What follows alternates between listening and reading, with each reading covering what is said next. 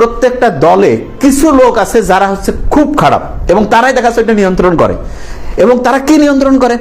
এই যে আপনাকে তো কয়েকটা এক্সাম্পল বললাম না, আপনি হচ্ছে এলাকায় ধরেন যে একটা বেসরকারি চাকরি হবে নিয়োগ স্কুলে, ওইখানে আপনি দেখবেন যে এমপির লোক চলে আসছে। এমপির কি কাজ? বেসরকারি স্কুল কলেজ নিয়ন্ত্রণ করা। তারা নিয়ন্ত্রণ করে কেন? ওরা নিজের রেজুলেশন বানাইছে, নিজে সিল ছাপ্পর মারছে, নিজেই প্রশ্ন করে, নিজেই উত্তর দেয়, নিজেই খাতা কাটে, নিজেই রেজাল্ট দেয়, দিয়া গেছে আমি নেতা। আজব ব্যাপার। স্কুল কলেজে তোমার কি? তুমি পড়াশোনা কি বুঝো? স্কুল কলেজে যা, সে হচ্ছে এখানকার লিডার হয়েছে।